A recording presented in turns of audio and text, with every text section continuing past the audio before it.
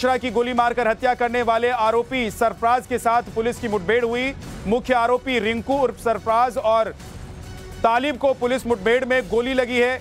नेपाल भागने की फिराक में था मुख्य आरोपी सरफराज। नेपाल सीमा के पास हांडा बसेहरी नहर के पास का ये मामला है, जहां पर एनकाउंटर की घटना हुई है, जहां पर मुठभेड़ हुई है और बताया जा रहा है कि एनकाउंटर किया गया है। बहराइच मामले में आरोपी का एनकाउंटर हुआ है।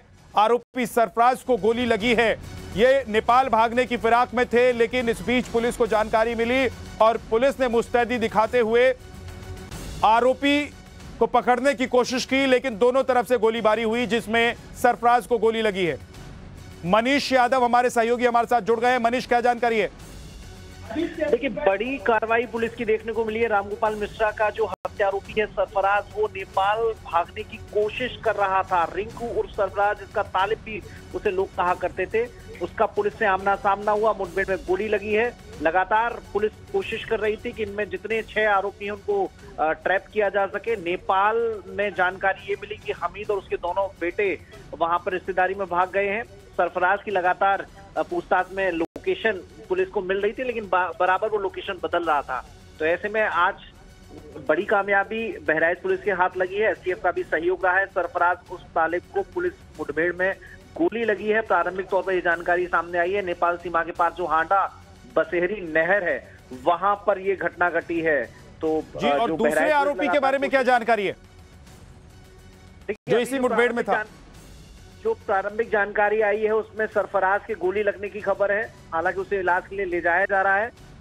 अभी थोड़ी देर में विजुअल भी हमारे पास होंगे, हम दिखा सकेंगे अपने दर्शकों को। हांडा बसेहरी नेपाल के नजदीक पड़ता है, वहां पर ये घटना घटी है। उसके साथ और भी व्यक्ति क्या शामिल था जो उसके साथ उसे नेपाल भगाने की फिराक में था। इसकी जानकारी भी अभी पुलिस थोड़ी देर में जो प्रेस ब्रीफिंग होगी उसमें साझा करेगी। लेकिन जो प्रारंभिक जानकारी है, सरफराज उस तालिब के गोली लगी है, उसे हॉस्पिटल ले जाया गया है। कितनी गोलियां लगी हैं और क्या जो मुठभेड़ हुई है इसमें पुलिस वालों की तरफ भी फायरिंग की गई और क्या पुलिस वालों को भी चोटें आई हैं? देखिए, अभी जो जानकारी मिली है, जब आमना सामना हुआ, सरफराज ने पुलिस पर गोली चलाई और उसके बाद जवाबी कार्रवाई में पुलिस ने गोली चलाई है, जिसमें सरफराज की गोली लगी है। अभी उसे हॉस्पिटल ले जाया गया है। वहां से क्या स्थिति सरफराज की है वो जानकारी मिल पाएगी। सरफराज के साथ कितने लोग और थे, क्या कोई भाग जाने में सफल रहा, इसकी भी अभी पुलिस ब्रीफिंग के जरिए जानकारी मिलेगी। लेकिन प्रारंभिक तौर पर बड़ी कार्रवाई बहराइच पुलिस की देखने को मिली है और एक बड़ी कामयाबी बहराइच पुलिस की इस रामगोपाल हत्याकांड। मनीष, कुल मिलाकर 6 नामजद आरोपी थे, जिसमें से 2 मुठभेड़ के दौरान अभी आप बता रहे हैं कि एक को गोली लगी है और दूसरे के साथ क्या हुआ है उसके बारे में अभी ठीक जानकारी नहीं मिल पा रही है। तो क्या मोहम्मद हामिद भी इनके साथ था और वो क्या नेपाल भाग गया है या अभी भी उसकी लोकेशन इंडिया में? देखिए, जो जानकारी मिल पाई है, मोहम्मद हमीद और उसके दोनों बेटे नेपाल में अपने रिश्तेदारों के यहाँ भाग गए हैं। हालांकि पुलिस नेपाल में भी जो उसके रिश्तेदार हैं उन तक पहुंचने की कोशिश कर रही है। जो आसपास के लोग हैं उनसे भी पड़ताल की गई है। घटना के बाद ही इन दोनों की लोकेशन नहीं मिल रही, पिता पुत्रों की तीनों की लोकेशन नहीं मिल रही थी, उन तक पहुंचने की कोशिश है। लेकिन सरफराज के ठिकानों पर भी पुलिस लगातार दबिश दे रही थी और अभी एक बड़ी कामयाबी बहराइच पुलिस के हाथ लगी है। मनीष, सरफराज की क्या भूमिका थी हत्या में और पूरी साजिश में? जिस तरीके से पथराव किया गया था या अंदर ले जाकर घसीट कर उसको मौत के घाट उतारा गया रामगोपाल मिश्रा को, उसमें इसकी क्या भूमिका थी? देखिए विद्या, जो जानकारी मिली थी, हमीद और उसके दोनों बेटे जहां रामगोपाल उनके घर पर चढ़े थे, वहीं सरफराज भी मौके पर मौजूद था। उकसाने की कोशिश जब की जा रही थी तो सरफराज भी हथियार लेकर वहां तस्वीरों में दिखाई दे रहा था। ऐसे में जो एफआईआर दर्ज की गई थी उसमें सरफराज को भी मुख्य अभियुक्त माना गया था। उसके नाम भी एफआईआर। मनीष, मैं आपको रोक रहा हूं। सरफराज की बहन इस वक्त क्या कह रही है, जरा वो भी सुन लेते हैं। मैं बहराइच के वानागंज की रहने वाली हूँ। मेरा मायका महाराजगंज में है। रविवार को जो वहाँ दंगा हुआ है उसमें जिस आदमी की मृत्यु हुई है उसका इल्जाम मेरे पिता और मेरे भाइयों पे आया है। मेरे पिता का नाम अब्दुल हमीद और मेरे भाई का नाम सरफराज अहमद और मोहम्मद फहीम है। उस दंगे के बाद 14 तारीख को एसटीएफ की टीम मेरे घर पहुंची और वहाँ केवानागंज पहुंची, मेरे ससुराल, और वहाँ मेरे घर की तलाशी ली।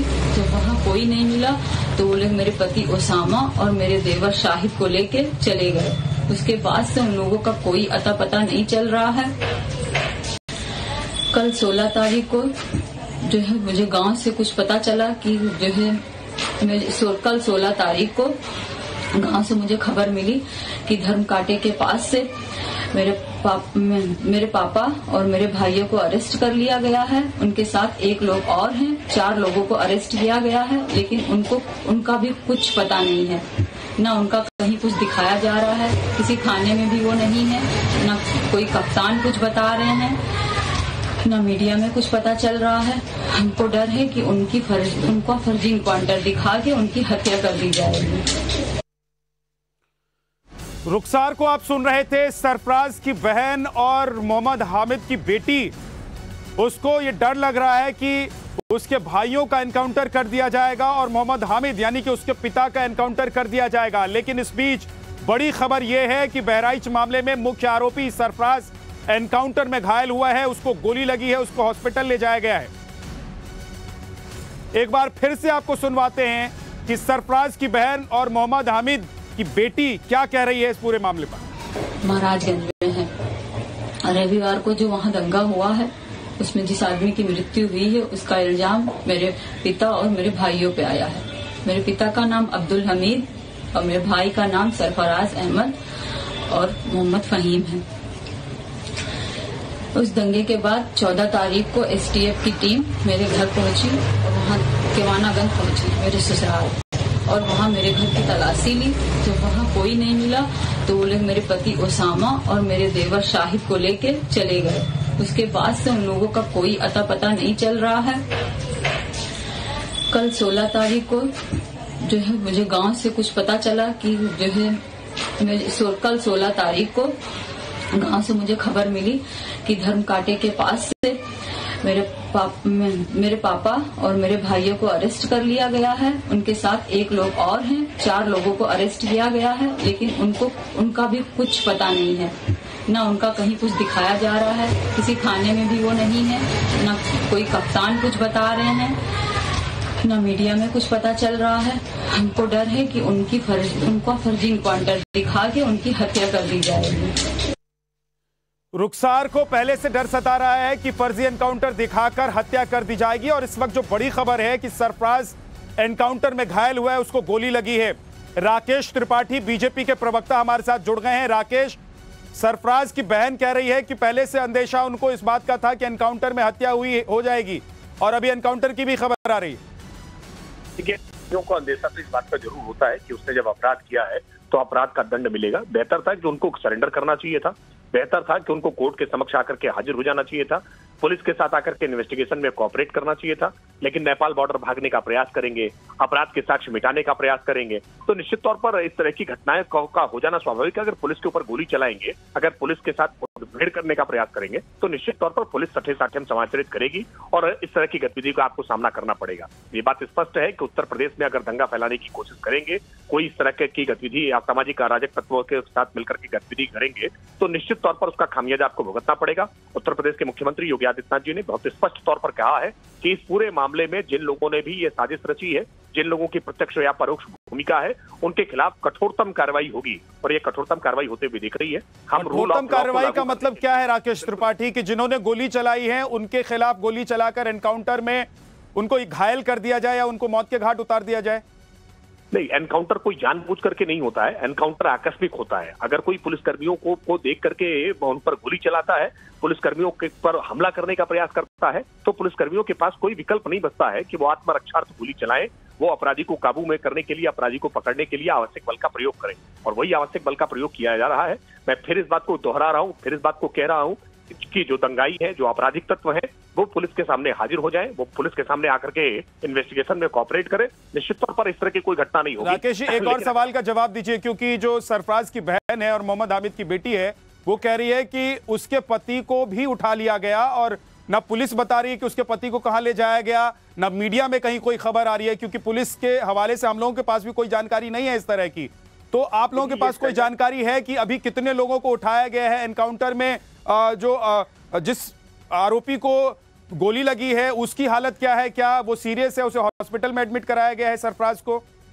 देखिए, ये स्टैंडर्ड प्रैक्टिस है कि अपराधियों के परिजन हमेशा इस बात को ये बार बार कहते हैं कि हमें अपराधी के संदर्भ में जानकारी नहीं है। इस बात को बार बार दोहराने का काम करते हैं कि अपराधी के साथ पुलिस कोई दुर्व्यवहार कर सकती है। बेहतर यही है कि अपराधी इस पूरे मामलों में जिससे वांछित है वो कोर्ट के सामने उपस्थित हो जाए, वो पुलिस के सामने उपस्थित हो जाए, इन्वेस्टिगेशन में सहयोग करे। ये बातें कपोल कल्पित होती है कि पुलिस ने उठा लिया है, पुलिस ने गिरफ्तार कर लिया है, पुलिस ने जिनको भी हिरासत में लिया है उनके परिजनों को भी सूचना दी है और पुलिस ने ऑफिशियल इस बात की जानकारी भी दी है कि पुलिस ने। राकेश जी, आप हमारे साथ बने रहिए।